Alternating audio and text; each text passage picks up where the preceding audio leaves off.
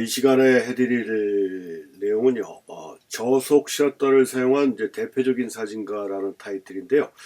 대표적이라고 할 수는 없지만, 저속 셔터를 이용해서 자신의 작품에 어떤 식으로 반영을 했는지, 여러분들이 사진 작업을 하는데 조금이라도 도움이 될 것 같아가지고, 두 명의 사진가를 골랐습니다. 그 중에서 가장 대표적인 또 우리하고는 더 밀접한 관계가 있다라고 볼 수 있는 우리나라 사진가죠. 근데 제가 여기서 지금 자꾸 사진가라고 붙이는데 버릇이 돼갖고 그렇거든요. 스스로는 자기가 사진가라고 얘기하지 않는 그런 분이고요. 제가 봐도 사진가라기보다는 아티스트, 예술가가 더 타이틀이 맞는 그런 분이 요 아타 김입니다. 그래서 이 아타 김은 그 다음에 아타 김하고 그 다음에 여기 나와 있듯이 또 한 사람은 마이클 웨슬리라는 영국 출신 사진가인가 그럴 겁니다. 두 사람이 이제 저속 샷들을 주로 자기 작업에 이용을 해서 자신들이 표현하고자 하는 이미지를 만들었던 그런 사진가인데, 물론 이런 저속 샷들을 이용한 사진가가 꼭 아타 김하고 마이클 웨슬리 이게 두 명으로 압축될 수는 없지만, 그래도 가장 그러니까 또 우리가 생각하고 있는 그런 일반적인 저속 샷다가 아니고요. 어떤 다른 말로 얘기하면 좀 굉장히 특별한 셔터 속도를 사용해서 자신들이 표현하고자 하는 이미지를 만들어낸 사람들이다 해서 제가 한번 골라봤는데, 그 중에서 아타 김이라는 분, 이 사람은 원래 이름은 김석중이라고 돼 있고요. 1956년생이고 또 우리나라 사진가로서는 굉장히 보기 드물게, 예술가로서는 보기 드물게 이제 세계에서 주목을 하고 있는 그런 아주 대표적인 사진가 겸 아티스트다라고 이렇게 말씀드릴 수가 있습니다. 그래서 아타 김이라는 이게 개명을 했대요. 원래 본명은 저건데 이게 너와 나는 하나라는, 그러니까 너와 나는 하나라는 뜻의 아타라는 이름이랍니다. 그 뜻이 아타라는 게. 그래서 김아타로 이름을 개명을 했고요. 아까도 말씀드렸지만 사진가라고 한정돼서 부르기에는 많은 게 넘쳐나는 예술가다 이렇게 얘기할 수가 있고, 재밌게도 대학에서는 기계공학을 전공했어요. 그러니까 파인아트 쪽하고는 좀 거리가 좀 먼 그런 전공인데, 하여튼 오래전부터 기록에 의하면 한 25년 동안 이 동양 철학에 심취해가지고 동양 철학, 동양 사상을 바탕으로 한 자신만의 독특한 이미지 트레이닝으로 독자적인 세계관을 확립했다라는 이렇게 평을 받고 있는 분이고요. 사진은 독학으로 했답니다. 그러니까 이 기술적인 내용은 충분히 우리가 독학으로도 가능합니다. 그렇지만 우리가 앞 시간에서 계속 배웠던 사진의 본질, 사진의 특성, 그 다음에 내가 사진을 만들기 위한 모든 준비 과정이 이루어졌다라고 그러면 기술적인 건 그렇게 어렵게 생각할 필요가 없다라고 이 부를 통해서도 말씀드릴 수가 있고, 이 아타김을 뉴욕타임스에서는 굉장히 철학적 사고가 극히 참신한 그런 작가다라고 아주 극찬을 받는 이런 분이 이 김아타인데, 제가 이분에 대한 사진적인 내용, 철학적인 내용까지 제가 충분히 이해할 수 있는 입장은 아니고요. 저는 이제 사진의 본질적인 내용에서 스트레이트한 사진 쪽으로 개인적으로 그렇게 생각하고 있는 상황이라, 이렇게 지난번에 말씀드렸던 에드워드 웨스턴 같은 분들이 얘기했던 포토 페인터라고, 사진 화가라고 말하는 이렇게 메이킹 포토나 그 다음에 이렇게 연출에 의해서 제작되는 사진에 대해서는 별로 이렇게 크게 관심을 갖고 있지 않은 상태였지만, 아까도 말씀드렸듯이 이 아타 김이라는 분은 우리가 사용하는 사진적인 방법에서 특히 슬로우 샷들을 이용해서 자신만의 독특한 사진 세계, 작품 세계를 펼쳤던 그런 분이다라고 이렇게 얘기할 수가 있어서 제가 말씀드리는 거예요. 그러니까 제가 지금 이 짧은 시간에 이 아타 김에 대한, 김아타에 대한 사진적인 성향이나 철학적인 내용을 완벽하게 설명을 해드릴 수는 없지만, 슬로우 샷들을 통해서 어떤 식으로 표현을 했는지, 또 왜 슬로우 샷들을 이용했는지에 대한 그 개념만 좀 파악하신다 그러면 조금이라도 도움이 되지 않을까 이렇게 생각하고요. 지금 뭐 이분의 그런 작업 과정이 꽤 많이 있는데 뭐 나와 존재에 대한 관심을 담은 뭐 내 존재 시리즈라는 게 이게 프로젝터 형태의 작업을 하시는 분이거든요. 그 다음에 간용으로부터 해체를 담은 해체 시리즈라는 그 또 작업도 있고요.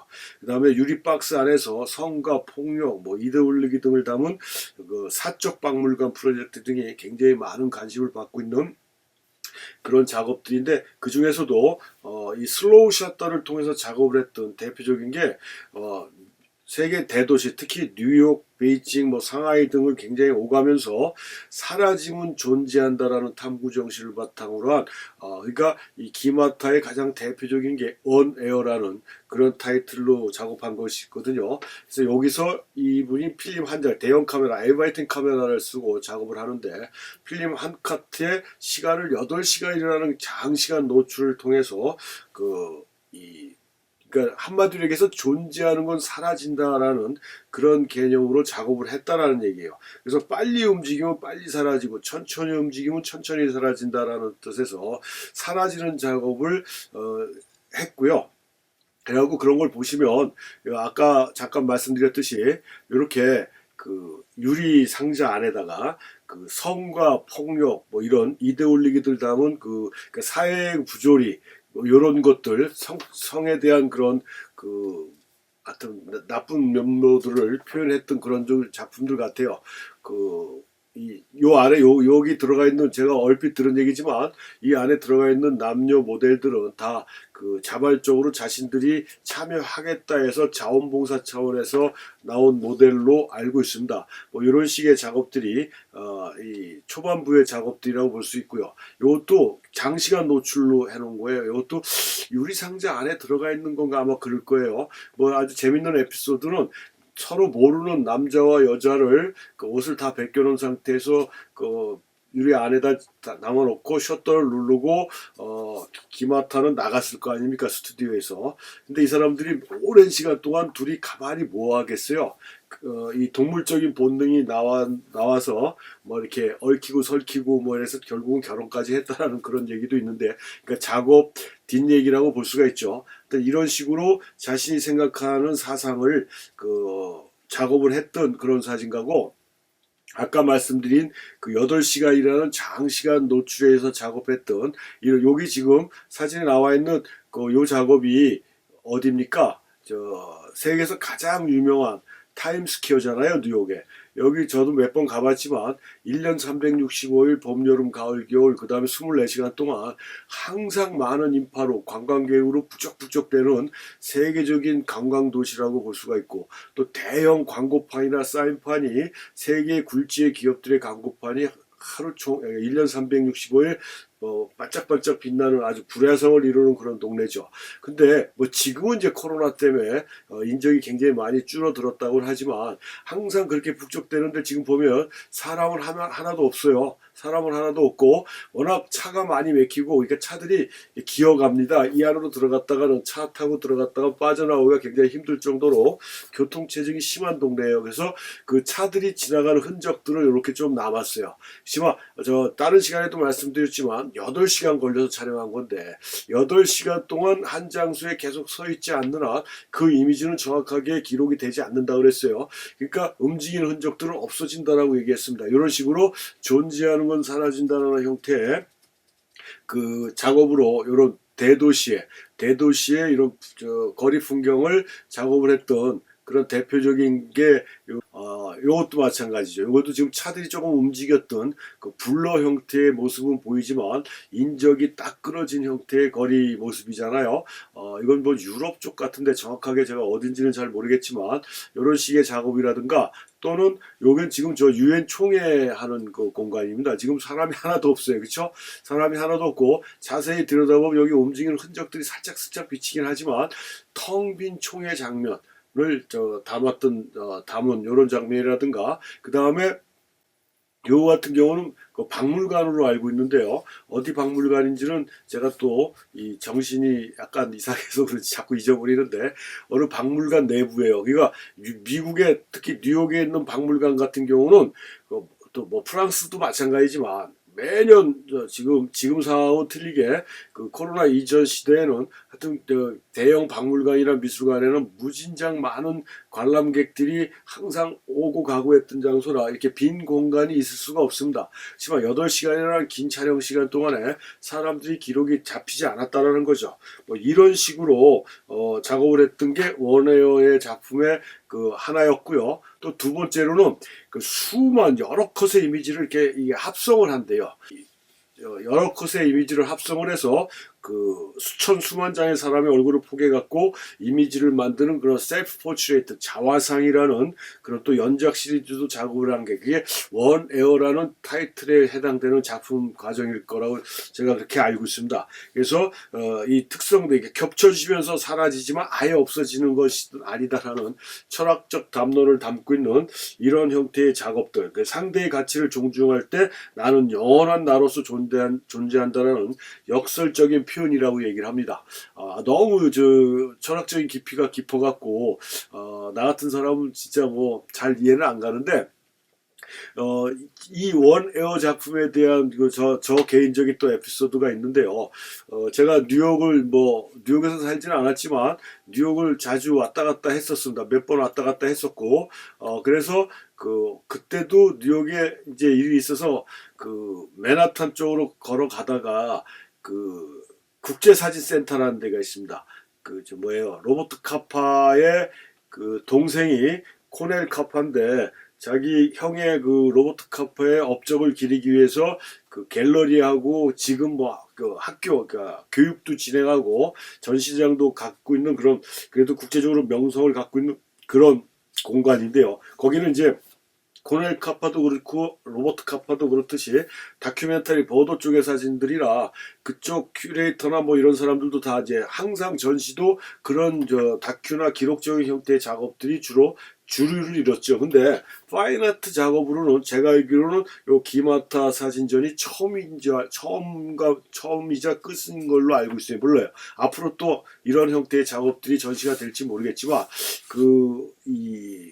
거기 큐레이터가 기마타의 사진을 보고 반해가지고 그러니까 동양적인 냄새가 굉장히 깊이 나오는 거니까 서양 애들은 절대 이해할 수 없는 그런 형태의 작업들이다 보니까 반해서 자신들의 그런 공간에서 획기적으로 파인아트의 작업을 전시했던 그런 그 사람이 요 기마타 사진전인데 제가 이렇게 맨하탄을 걸어가는데 아까도 말씀드렸지만 평소에 개인적으로는 이런 형태의 작업을 별로 이렇게 관심 있게 보지 않았었지만 아타 김이라는 사진가라는 사람을 좀 알고 있었고 어느 정도 이렇게 계략적으로는 대충 알고 있었어요. 근데 거기 지나가다가 그 국제사진학교 앞을 지나가는데 엄청난 큰 프랭카드가 걸려있는데 아타김 사진전이라는 게 이렇게 원웨어라고 써있어서 그걸 보고 얼마나 반가웠는지 확실히 사람이 외국에 나가 있다 보면 외국자가 된다는 말이 개인적으로 그렇게 관심이 없던 작업 형태였는데도 불구하고 그 프랭카드가 눈에 확 띄고 그 다음에 가슴이 뭉클해지고 해서 제가 그 만사 제쳐놓고 그 전시장 들어가서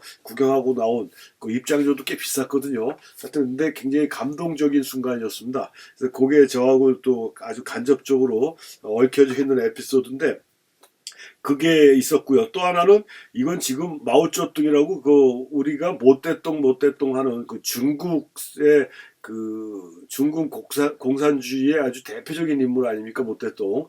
그래서 이게 지금 모떼똥의 그 얼음 조각상이에요. 근데 이게 점점 녹아갖고 이것도 마찬가지죠. 존재하는 거는 사라진다라는 그런 걸 이용해서 마오쩌둥의 초상이나 파르테논 신전 같은 이런 독백 연장이 그 원웨어 파트에 또 들어가는 그런 작업의 세 번째 작업이라고 볼 수 있고 그래서 또 여기서 녹아 내린 물을 담아가지고 108개의 컵에다 담아서 108번뇌를 암시하는 듯한 이런 형태도 그러니까 있음과 없음은 결국 관계를 얘기한다라는 또 엄청난 철학적인 담론을 제시했던 그런 작업이 이 원웨어에 다 들어갔던 이런 작업들이다. 그래서 뭐 이런 거 이외에도 또 많은 작업들이 있는데 뭐 그것까지는 우리가 알 필요는 없을 것 같고요. 지금 몇 가지 봐왔던 이런 내용들이 아까도 말씀드렸지만 그 장시간에 걸쳐서 특히 그 유엔 총회 장면이나 박물관 장면이라든가 거리에 사람이 흔적이 없는 이런 장면들 같은 경우는 8시간이라는 엄청난 노출 시간을 줘가지고 작업을 했다라는 게 우리가 그러니까 그 8시간이라는 건 뭡니까? 우리가 저 니세프룬 니엡스가 사진 발명을 하기 위해서 초반에 만들어낸 겨우겨우 십몇 년 만에 만들어낸 작업이 8시간 노출이었는데 그게 미완성이라고 생각을 했다라고 그랬지 않습니까? 근데 이 아타김은 김아타는 요걸 갖다가 사진의 작업 방향으로 이용을 했다라는 거예요. 자신의 그런 작업 그 메시지를 담기 위해서. 그렇고 지금 요즘은 그러니까 이걸 원해요 작업을 끝으로 그 다음에 다른 작업을 했는지 모르겠어요. 하여튼 최근에는 이제 자기는 카메라를 버렸다라고 선언을 하고요. 사진가 말고 그냥 아티스트라고 이렇게 불러달라고 얘기를 했답니다. 그건 그러니까 제가 시작할 때도 말씀드렸지만 자기가 불러달라고 안 해도 제가 보기에도 그냥 예술가가 적합한 것 같고요. 그래서 지금은 그 전 세계를 돌아다니면서 그 타이틀 이름이 드로잉 오브 네이처라는 타이틀로 세계 주요 도시와 자연 문명 역사가 깃든 공간에 지역에 가서 185 곱하기 140cm 크기의 빈 캠퍼스를 설치하고 있답니다. 지금 다 설치가 끝났는지 모르겠어요. 그래서 2년 이상 설치하고 다녔고 지금도 하고 있는지 모르겠지만 그 빈 캠퍼스를 설치해 놓고 거기에 2년 동안 방치해 놓으면 어떻게 됩니까? 비바람이 불고 비가 오고 눈이 오고 먼지 쌓이고 해서 자연과 환경의 변화만큼 흔적이 남는다는 얘기겠죠. 그런 흔적의 느낌이 그 예술적으로 자신의 그런 그 역사적인 공간의 그런 깨달음 같은 이런 것들이 불어 넣어진다라는 거예요. 지혜의 바람이 숨을 불어 넣을 것이다라는 얘기를 했어요. 그러니까 굉장히 진짜 아까도 말씀드렸지만 우리 같은 사람은 절대 이해할 수 없는 그런 진짜 예술가다운 발상입니다. 그러니까 카메라 가지고 다니면서 사진 찍는 게 아니라 원에어 작업까지는 카메라 갖고 작업을 했지만 이제는 이게 자기가 스케치하는 게 아니고 자연이 스케치한 내용을 가지고 자신이 담고자 하는 메시지를 찾고 있는 그런 예술가가 김아타다. 그래서 우리가 알고 있어야 되는 걸 8시간이라는 엄청난 시간을 가지고 자신이 표현을 하고자 하는 작업을 했다. 그러니까 이 사람도 그 만네이라는 사진가처럼 자기 작업의 수단이었다라는 거예요. 사진 작업은 그러니까 목적이 아니라 결과물이 아니라 그 자기 작업의 목적으로 가기 위한 수단으로 사진을 사용한 건데 8시간이라는 장시간 노출로 자신의 이미지를 만들었다라고 얘기를 했어요. 그래서 여기서 할 얘기는 아니지만 이 사람은 피카소라든가 이런 사람을 굉장히 불쌍하다라고 얘기했어요.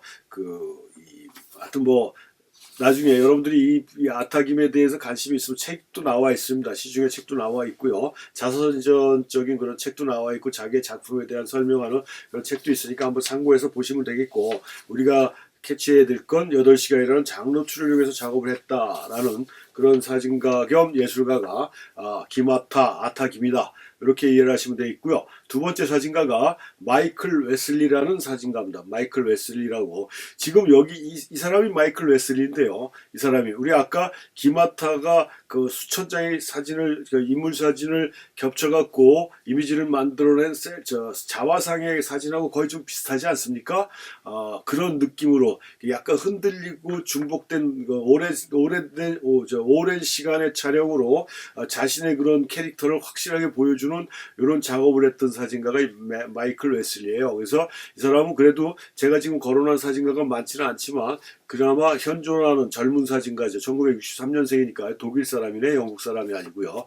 그래서 역사의 기록이라는 개념을 가지고 작업을 진행하는 이런 사람이고요. 일반적인 장노출, 그러니까 롱타임 익스포저가 아닌 장기간입니다. 그러니까 누구예요?